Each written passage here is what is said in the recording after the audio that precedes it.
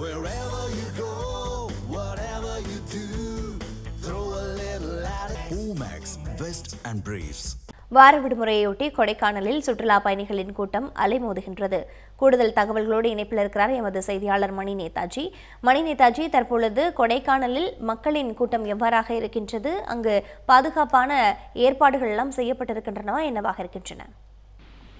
நிச்சயம் பிரீத்தா, திண்டுக்கல் மாவட்டம் கொடைக்கானல் வந்து சர்வதேச சுற்றுலா தலங்கள் ஒன்றாக இருந்து வரக்கூடிய நிலையில் பல்வேறு பகுதியில் இருந்து கொடைக்கானலுக்கு ஏராளமான சுற்றுலா பயணிகள் வருவது வழக்கமான ஒன்றாக இருந்து வருகிறது. இந்நிலையில் விடுமுறை நாட்களில் அதிக அளவு சுற்றுலா பயணிகள் கொடைக்கானல் பகுதிக்கு வந்து செல்வது ஒரு வாடிக்கையான விஷயமாக இருந்து வருகிறது. தற்போது சுற்றுலா பயணிகள் அதிக குவியும் சுற்றுலா தலங்களாக வனத்துறை கட்டுப்பாட்டில் உள்ள குணா குகை, பைன் மரக்காடுகள், தூண்பாறை, மோயர் சதுக்கம் உள்ளிட்ட சுற்றுலா தலங்கள் இருந்து வருகிறது. இப்பகுதியில் தற்போது குளிர்ச்சியான சூழல் நிலவி வருவதால் அதிக அளவுக்கு சுற்றுலா பயணிகள் காலை முதலே கொடைக்கானல் அதாவது சுற்றுலா தலங்களை பார்வையிட்டு வருகின்றனர்.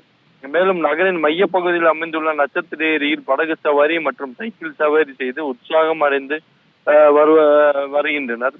அதே போல் பிரைன் பூங்காவில் பூத்து குலுங்கும் வண்ண மலர்களை கண்டு ரசித்து மகிழ்ந்து வருகின்றனர். சுற்றுலா பயணிகள் வருகை அதிகரிப்பால் சுற்றுலா தலங்களில் உள்ள வியாபாரிகள் மகிழ்ச்சி அடைந்து உள்ளதும் குறிப்பிடத்தக்கதாகும்.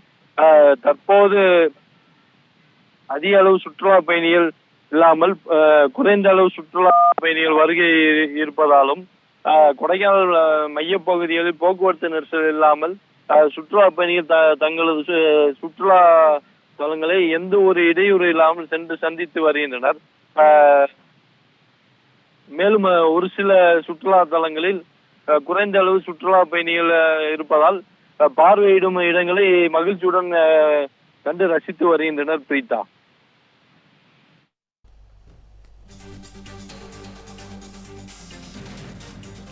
நன்றி மணி நேதாஜி, விவரங்களை வழங்கியமைக்கு.